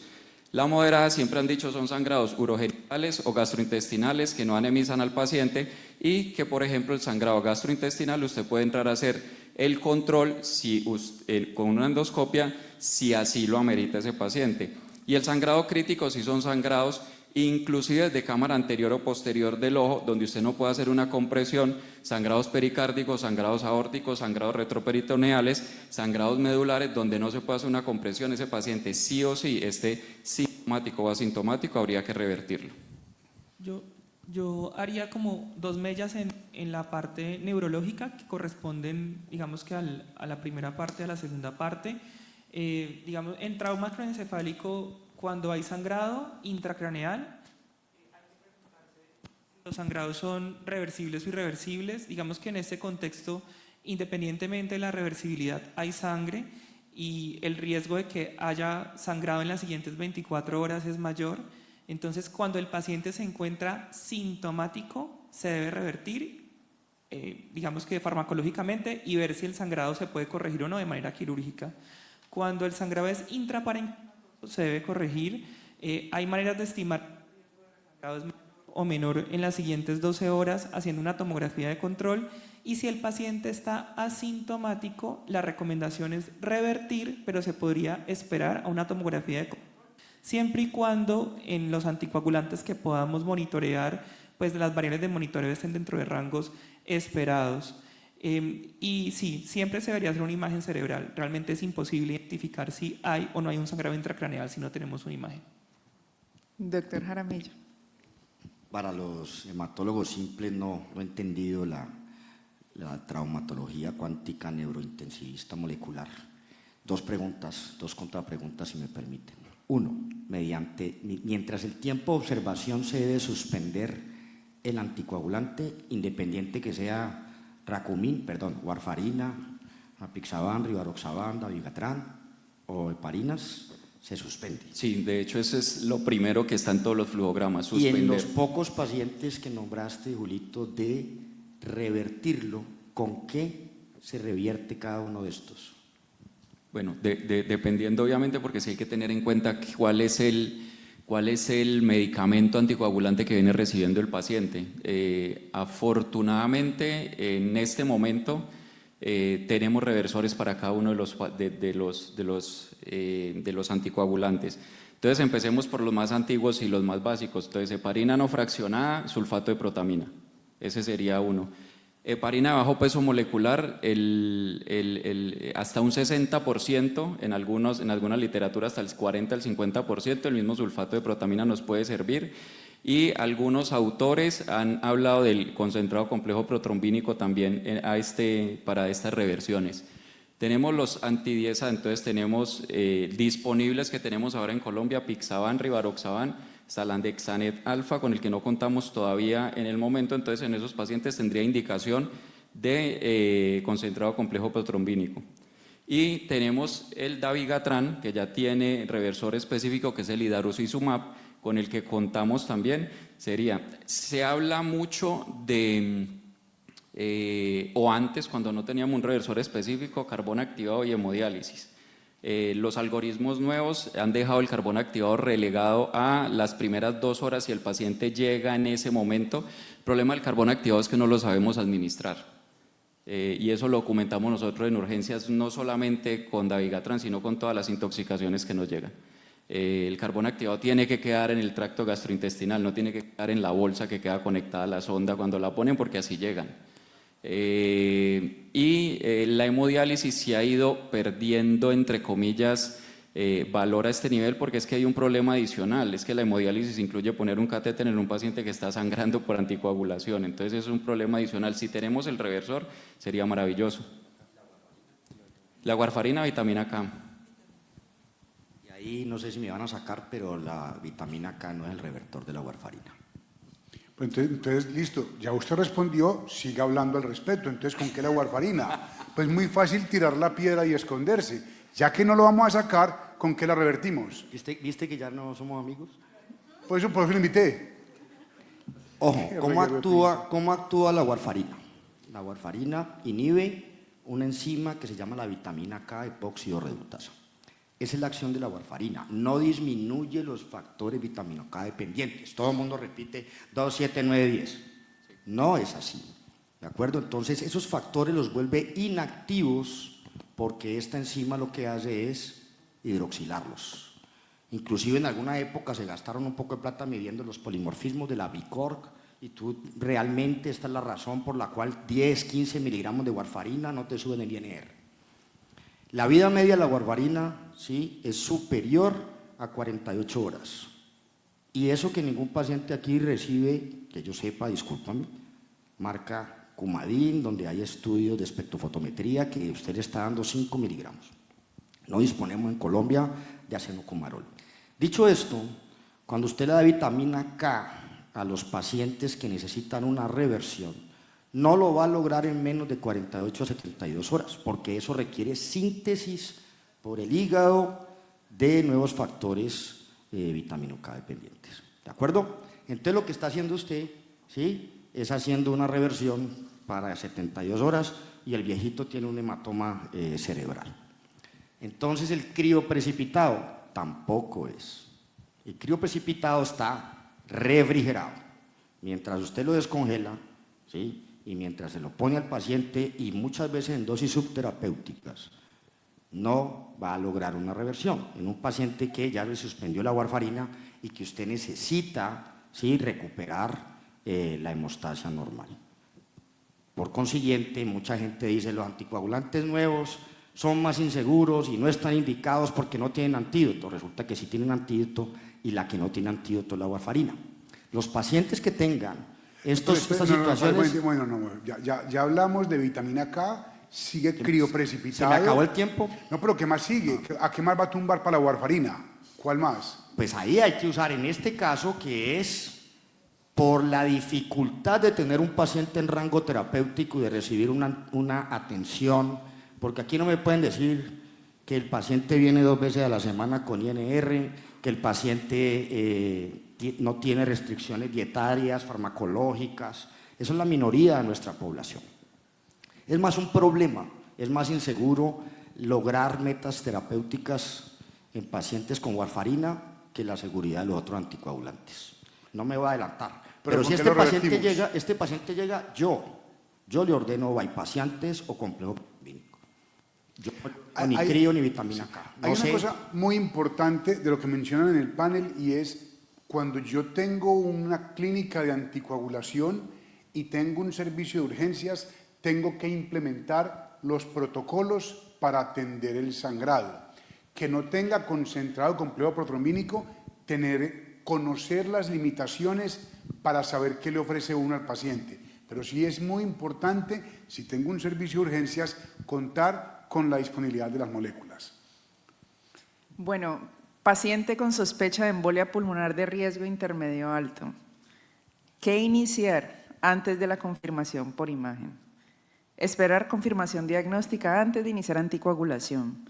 Iniciar anticoagulación empírica si la sospecha clínica y el puntaje, el score de Wells o Geneva son altos. Iniciar heparina no fraccionada por posibilidad de trombolisis si se confirma el tromboembolismo pulmonar. Administrar dosis profiláctica de anticoagulante mientras se obtiene la imagen. Individualizar según estabilidad hemodinámica, tiempo de atención, de acceso a imagen y riesgo hemorrágico. Si alguno del público quiere hacer alguna pregunta, no es sino que levante la mano y también le llevamos el micrófono. Doctora Fernández. Doctora Fernández. Bueno, en todos los algoritmos, cuando se han ido especializando en que tengamos unos criterios más finos para poder identificar ese paciente que tiene un riesgo medio y alto. Entonces uno, si cumple ese criterio, uno asume que la posibilidad de error al sospechar un embolismo sea bajo y eventualmente tendría que empezar la anticoagulación. Pero esas guías están hechas en sitios donde en menos de 6 horas se cumple la norma de tener una imagen confirmatoria, ¿sí? Entonces, uno no puede cumplir el pedacito inicial de una guía y no cumplir el resto porque no lo tiene. Entonces, y ahí es donde se corren los riesgos de que uno haya hecho un diagnóstico errado en un paciente que realmente no tiene un embolismo y le ponga la anticoagulación. Entonces, sí es verdad que estos pacientes tienen riesgo y que eventualmente se puede empezar una anticoagulación precoz, pero tiene la obligación de confirmar el diagnóstico e idealmente confirmarlo antes, porque no todos los casos son fáciles. Este sería como un escenario de un paciente que está taquicárdico, con unas presiones arteriales probablemente limítrofes, que claro, de pronto... y puede tener una ruptura de aorta, puede tener un sangrado en el pericardio, puede tener otra cosa.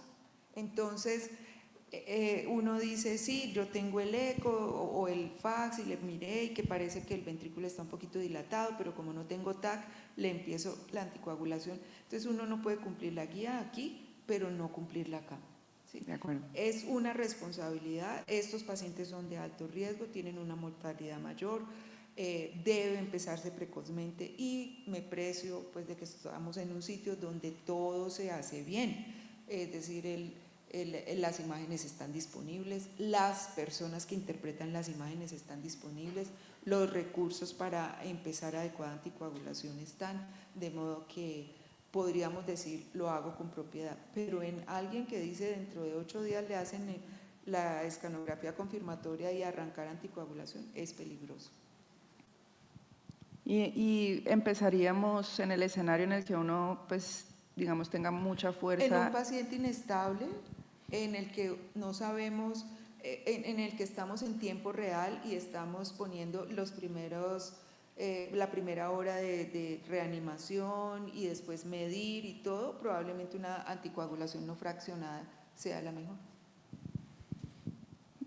Yo voy a decir algo, yo no sé mucho del pulmón, pero bueno, digamos que yo pienso que es muy importante volver a lo básico, a la historia clínica. Es que a veces los pacientes llegan inestables y no primero se hace el TAC y después usted le pregunta, es que Total. tenía un hematoma en la espalda porque hizo ejercicio y por eso era el dolor. Exacto. Entonces, Totalmente. yo voy a volver a eso. No podemos irnos hacia el otro lado. Exacto. Entonces, si no tenemos clínica sugestiva y el paciente está inestable, pues de pronto habrá que reindagar para ver si realmente el TEP es la causa más probable de lo que está ocurriendo. Sí. Y me acuerdo hace 2 años que nos llegó un paciente que había llegado a Popayán con clínica de dolor abdominal, irradiaba la región interescapular, lo remitieron y acá hizo un déficit focal agudo neurológico y entonces se iba a trombolizar, pero preguntamos el motivo por el cual había ingresado y tenía un aneurisma de la aorta abdominal. Total, claro. Con una disección y estaba con sangrado activo. Y no le habían hecho toda la imagen al ingreso. Si ese paciente no indagamos realmente cuál fue el motivo de consulta inicial, que ahí estaba haciendo embolia, se hubiera trombolizado y se hubiera muerto por un sangrado intraabdominal. Acuérdate que los criterios clásicos, los criterios que primero salieron, los de Wells, dentro de todo lo que dice, hay un pedacito que dice que usted crea que eso es lo único y lo más, mejor dicho, que ese es el diagnóstico. Y si usted cree eso es que ha descartado las demás cosas. En sitios como este, donde las personas llegan muy rápido, digamos, a consulta, eventualmente el inicio de una neumonía en el que da un dolor súbito, eventualmente ni siquiera puede que ni siquiera tenga algo en la imagen, pero hay que indagar y hacer una buena historia, y uno de los criterios es ese, que a usted le parezca que no hay nada más que lo explique. Bueno, vamos con la siguiente pregunta.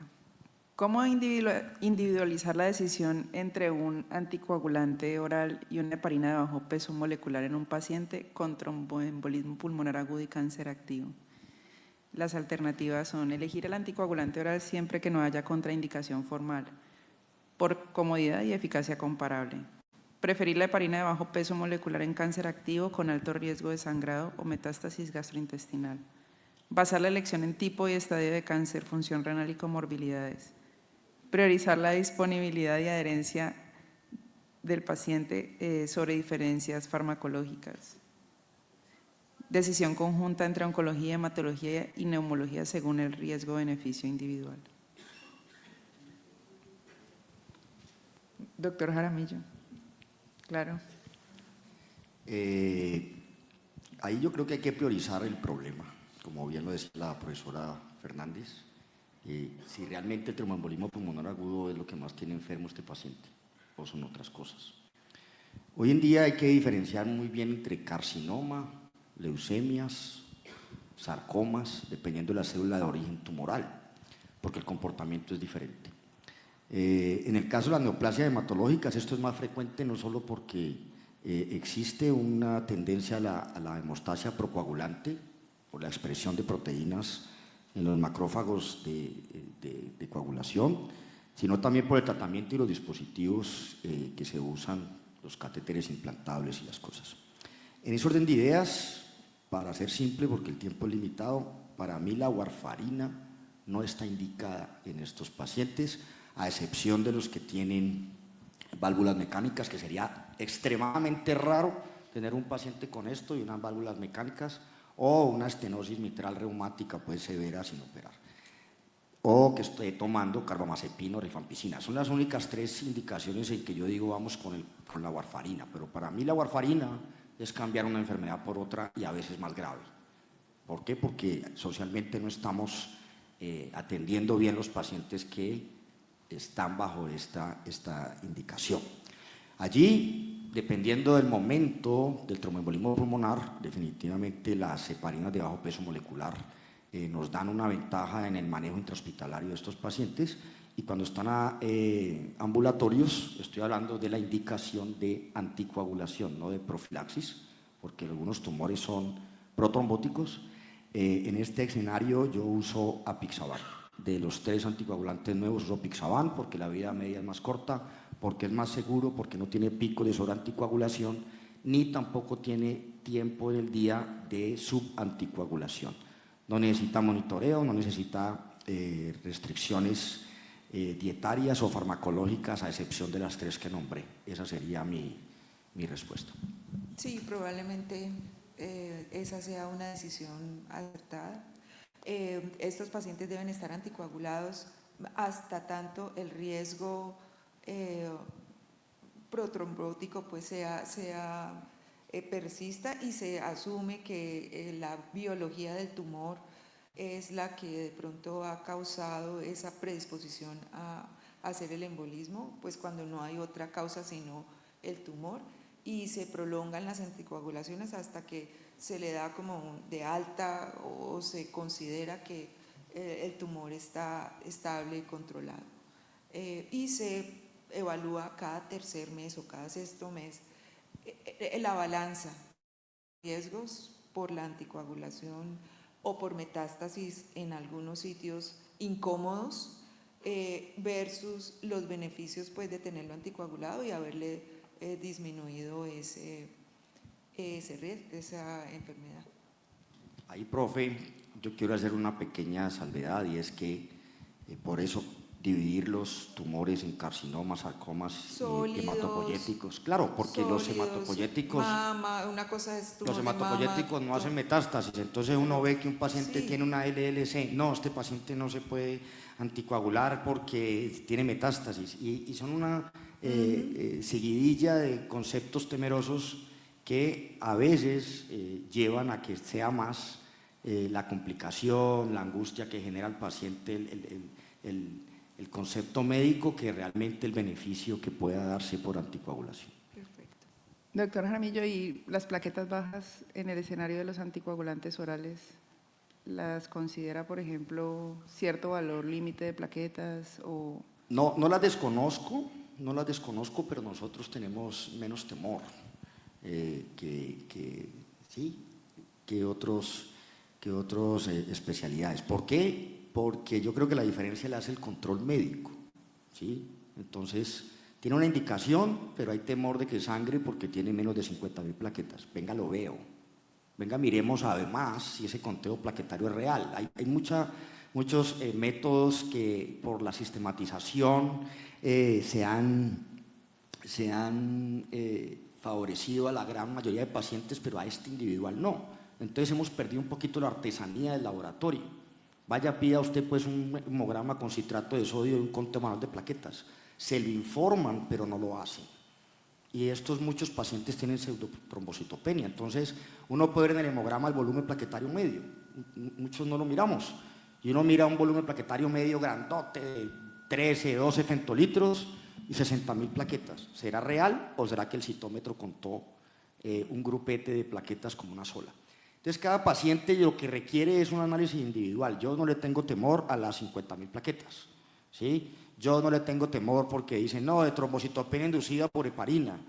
No tenemos el factor plaquetario 4 como para demostrar pero sí tenemos pacientes que a veces mi decisión es cualquier otra menos no hacer nada. No le puedo poner antiagregante porque tiene 52.000 plaquetas. No le puedo poner apixaban porque esto está contraindicado en la trombofilia. No le puedo poner heparina porque...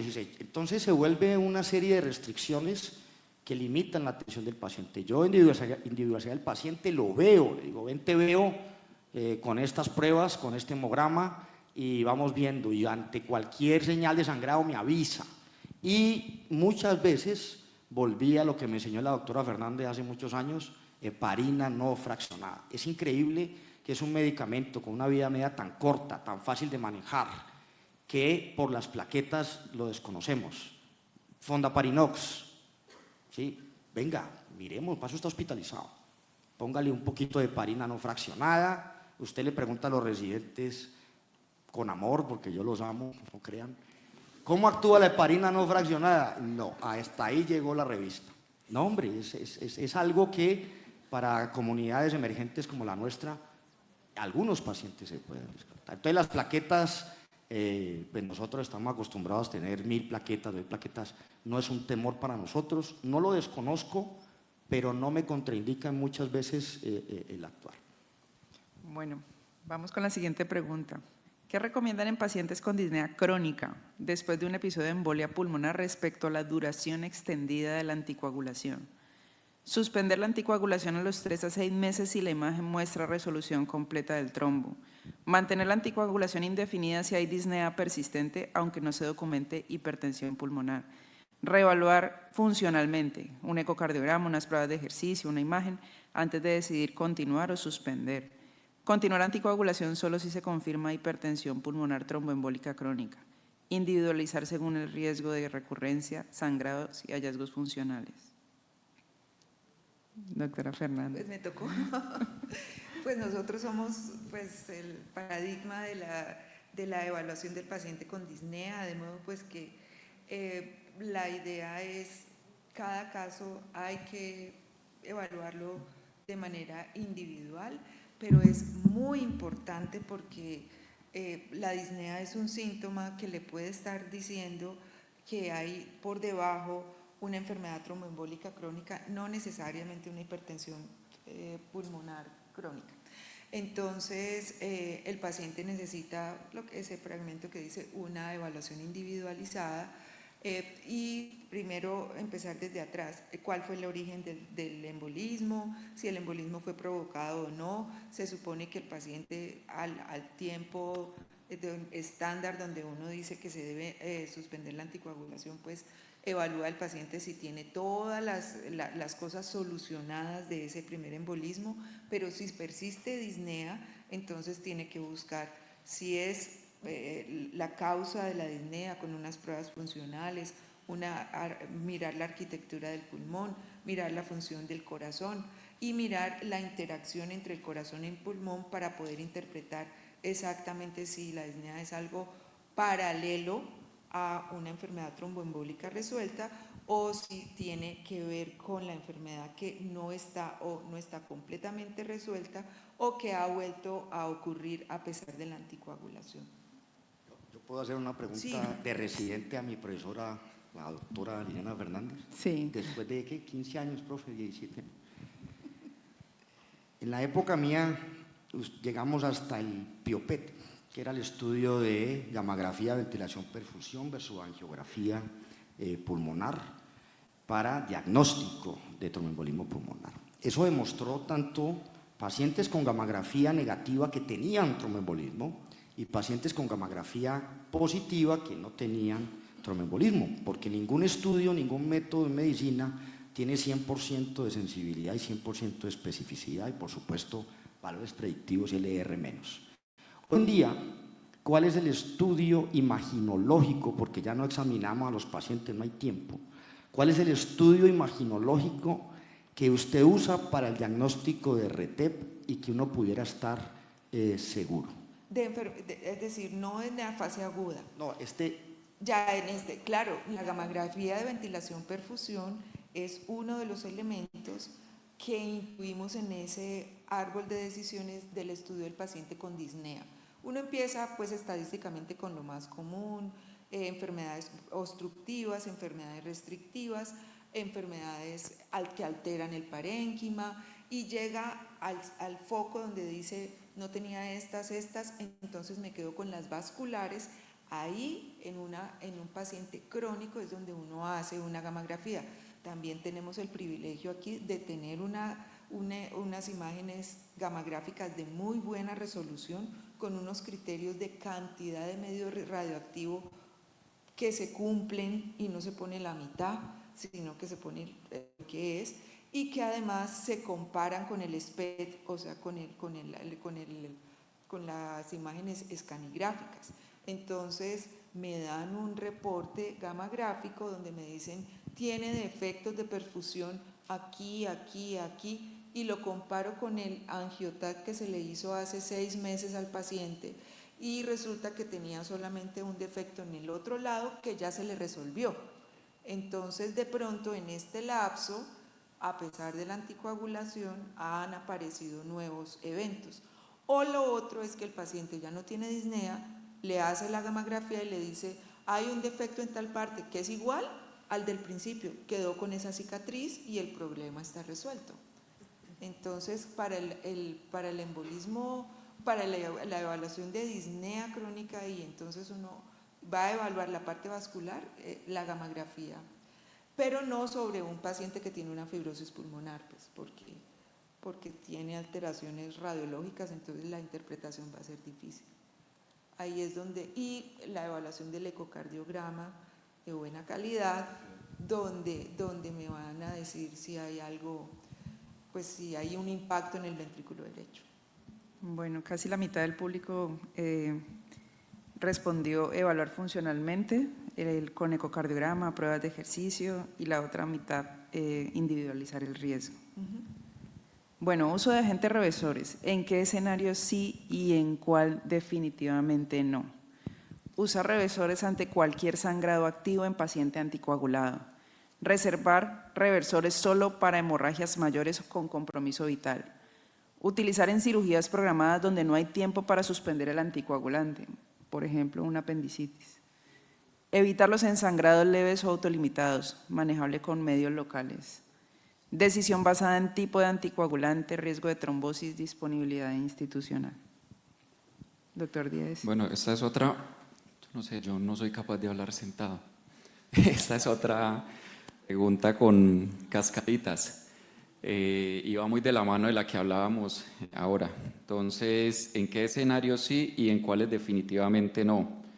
Usar reversores ante cualquier sangrado activo en paciente anticoagulado, y creo que ya había dado parte de la justificación en la pregunta previa, y no cualquier sangrado se va a revertir. Entonces hay como unos criterios claros de cuáles son críticos, cuáles no, cuáles si el paciente está inestable o no. Reservar reversores solo para hemorragias mayores con compromiso vital, sí, esa hace parte de los criterios que les hablaba ahorita de toda hemorragia que amenace la vida, y está dada pues por la clasificación de las hemorragias en estos pacientes estrictamente, y por si están inestables o no, independiente de la hemorragia, el paciente sí o sí requiere la reversión. Utilizarlos en cirugías programadas donde no hay tiempo para suspender el anticoagulante. La opción es un poco inexacta, porque si usted le programa una cirugía pero no tiene tiempo de suspender el anticoagulante, entonces no es electiva, es urgente o emergente.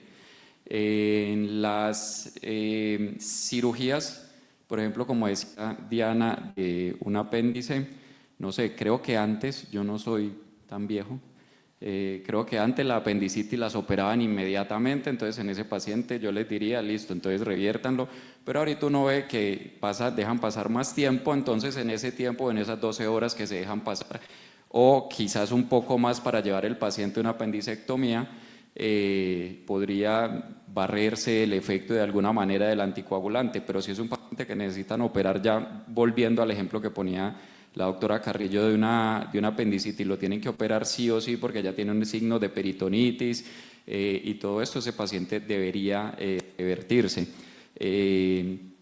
¿Quiénes revertimos nosotros en el servicio de urgencias? Generalmente, la mayoría de las veces son los traumas, y principalmente los traumas craneoencefálicos, sobre todo en pacientes de edad avanzada, y los otros son las hemorragias gastrointestinales, que son otras que se nos presentan en el servicio de urgencias, que generalmente cuando el paciente está inestable se revierten.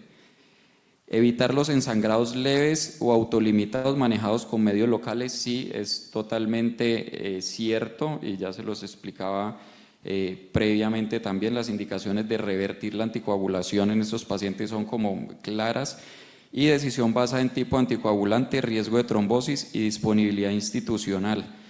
También, y el doctor Juan Esteban lo hablaba ahorita, que si la institución cuenta con una clínica de anticoagulación, llámese como se llame, pues debería también tener parte en los servicios de urgencias de cómo solucionar los problemas secundarios a manejar pacientes anticoagulados. Yo también añadiría ahí que a veces no es necesario revertir porque haya sangrado, sino porque se necesita tratar. Entonces, por ejemplo, yo me uno a la voz del doctor Jaramillo. Digamos que los DOAC yo creo que sí llegaron a revolucionar mucho la seguridad y la efectividad de la anticoagulación.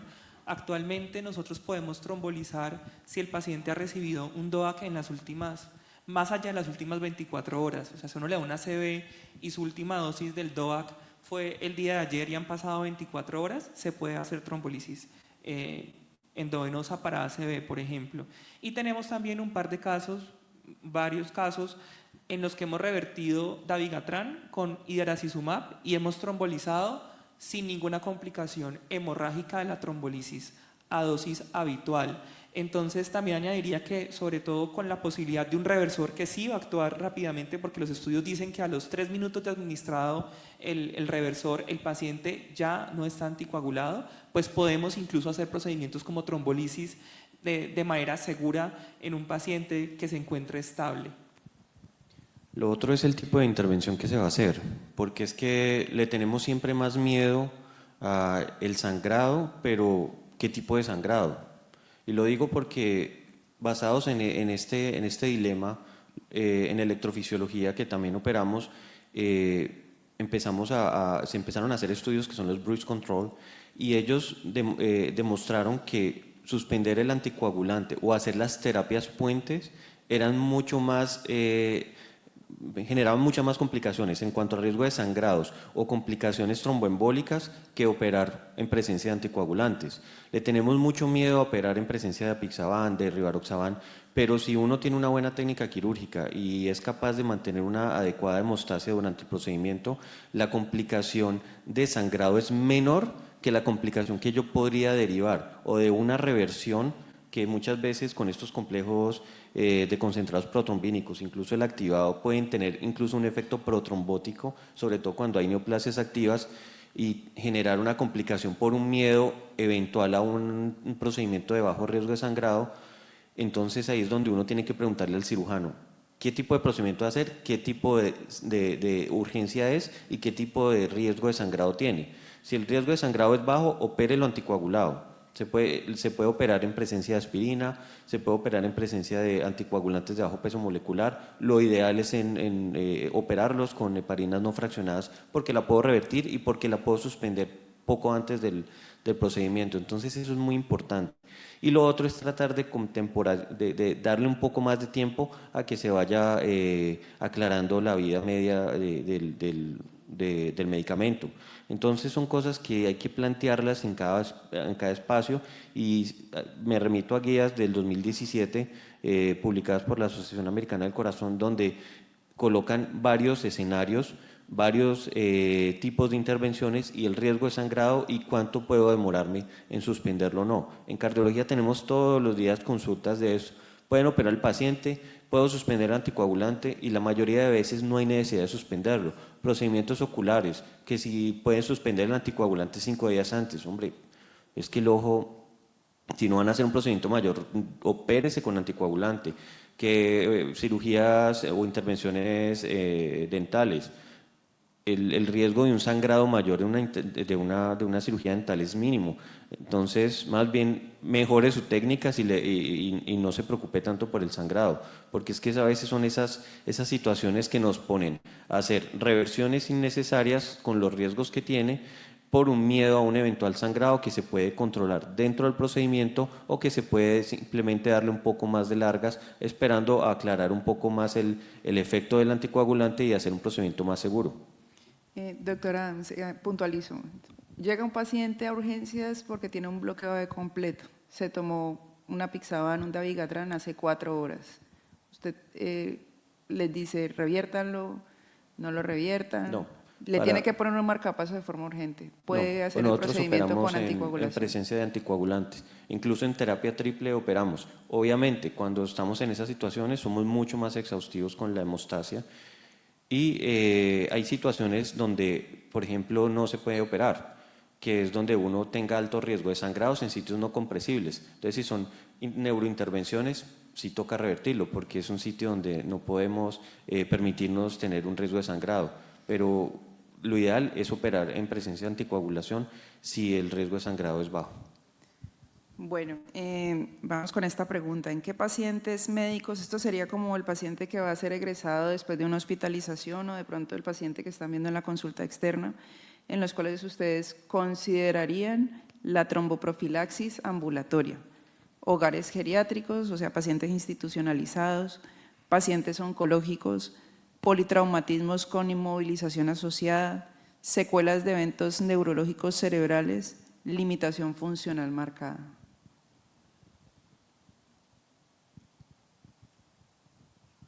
Doctor Valderrama. Bueno, digamos que obviamente mi especialidad es una especialidad donde muchos pacientes tienen secuelas y secuelas importantes que son derivadas de la inmovilidad.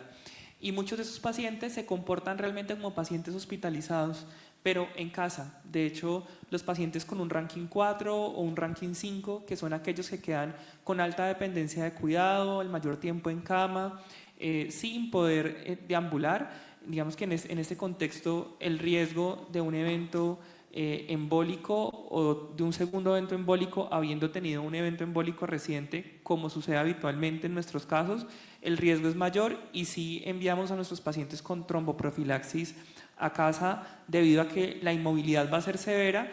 Tenemos que tener en cuenta que en instituciones como la nuestra, donde tenemos un ambiente, entre comillas, ideal y podemos movilizar a los pacientes con el reloj que se recomienda, donde educamos a las familias para la movilización en los tiempos adecuados, obviamente el riesgo de embolismo se reduce, pero los pacientes cuando salen de la burbuja y se van al mundo real, pues realmente no van a tener estos cuidados y el riesgo sí es mayor. Hemos tenido casos lastimosamente de reinfarto cerebral en las siguientes 2 semanas, en los siguientes 21 días, en pacientes que se van en servicios de hospitalización en casa, y en esos casos donde el paciente va a estar confinado a cama o la movilización va a ser muy baja, sí lo recomendamos y nosotros prescribimos dentro de los servicios de hospitalización en casa en la fórmula de egreso la tromboprofilaxis, por ejemplo. Doctor Jaramillo, en los pacientes hematológicos. La venganza de la doctora. Hagamos la vida más simple. La trombosis venosa es la tercera causa más frecuente de mortalidad en el mundo. De mortalidad. Y la morbilidad también. ¿Qué es más costo efectivo? De todos estos pacientes que están aquí, la respuesta es simple. Todos. Porque la tromboprofilaxis es una terapia costo efectiva, poco riesgosa y no requiere monitoreo. ¿De qué se murió el abuelito en el hogar geriátrico? ¿De fractura de cadera? No, de tromboembolismo pulmonar. Sí, sumado pues obviamente a un estado funcional disminuido. Y le damos más prioridad a lo que hace más likes en Instagram que a la verdad. La verdad es que la tercera causa de muerte en el mundo, Colombia es un planeta aparte, porque aquí es la violencia, pero la tercera causa de muerte en el mundo es la trombosis venosa. Eso ya no hay color. ¿A qué paciente de estos van a tromboprofilaxis? Todos. ¿Hasta cuándo? O hasta cuando el factor desencadenante se mejore, ¿sí? Incluido en algunos casos que ahí no está el puerperio, ¿sí? Y cuando el paciente pasa más de las 3/4 partes del día estado postrado. ¿De acuerdo? Es hacer un poquito las preguntas menos complejas y las respuestas más simples. A todos. Bueno, nuestro público votó básicamente por los politraumatizados con inmovilizaciones principalmente y la limitación funcional marcada, pues que ahí están muchos de los escenarios que estaban en la pregunta. Bueno, vamos a hacer una sola pregunta abierta como para que den opiniones y discutan. Esta es una mujer joven de 35 años que presenta un primer evento de tromboembolismo pulmonar sin una causa aparente. No tenía cirugía previa, no había estado en un viaje largo, no tiene antecedentes familiares. Y bueno, la pregunta es ¿hasta dónde ampliamos el estudio de trombofilia y quién lidera la duración de la decisión del tratamiento? Mujer. La decisión de la duración del tratamiento. Bueno, entonces aquí estamos en presencia de un embolismo no filiado y otra característica es que tiene menos de 50 años. Entonces, digamos que en este caso probablemente sí esté indicado ampliar el espectro de los estudios tratando de identificar si hay algún factor de riesgo como una trombofilia.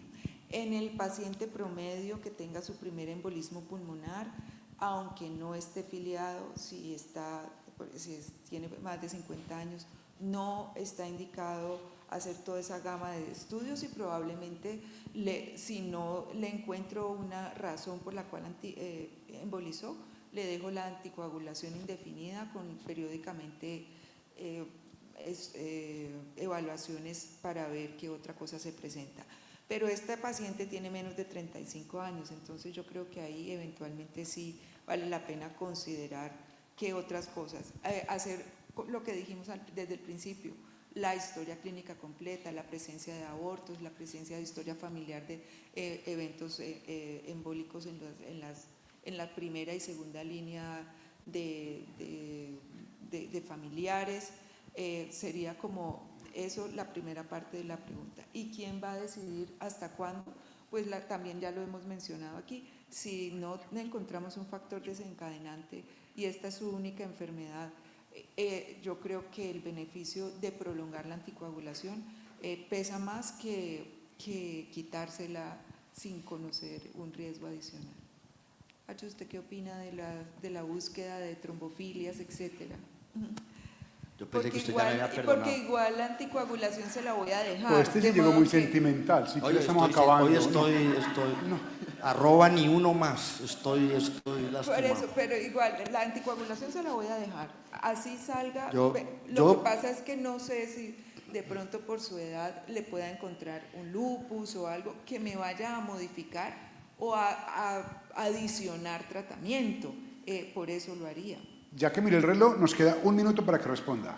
Bueno, y la doctora Fernández, aparte de ser mi profesora, es mi jefe de las 90 que tengo si tengo que ir a trabajar. Y van 50, van 10 Gracias. segundos. Yo quitaría los estudios de trombofilia para que no los pida ni Julio, ni Cristian, nadie. ni nadie. ¿Por qué? Porque los piden al momento del diagnóstico. Claro, eso Entonces el allí paciente no se puede. te llega a urgencias y primero tiene el estudio de factor Proteínas, 5 de sí. Leiden, protrombina 20-210. Y quiero solamente decir algo.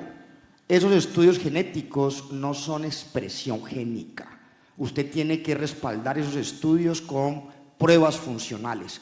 Muéstreme los pacientes que llegan aquí con el estudio de resistencia a la proteína C, con diagnóstico ya de trombofilia porque tiene factor 5 de Leiden. El factor 5 de Leiden es la trombofilia más frecuente, descrito en Leiden en Holanda, porque allá es un polimorfismo, no es una mutación.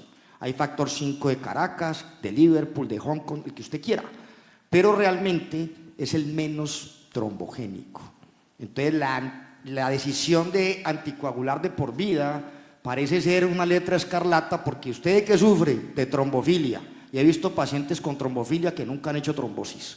Entonces, uno tiene que clarificar los conceptos y los momentos de pedir los estudios y acompañar. Yo te prometo, Juan Esteban, que en mi genoma está el gen de los ojos azules y yo tengo los ojos café indio, gracias a Dios. Y eso es muy diferente. Me sobraron 10 segundos. Muchas gracias, doctor. Doctora, pareció que respondió.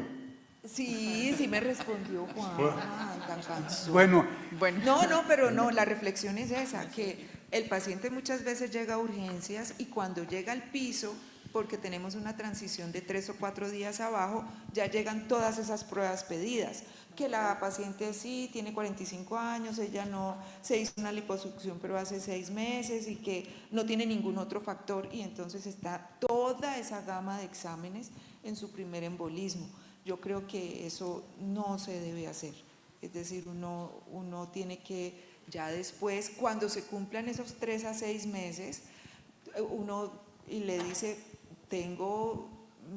me gustaría que esta anticoagulación se prolongue más porque no hemos encontrado nada, de pronto allí usted suspende, toma muestras en un estado estable. Sí, lo ensayamos, sí, hasta ayer a las 9 de la noche.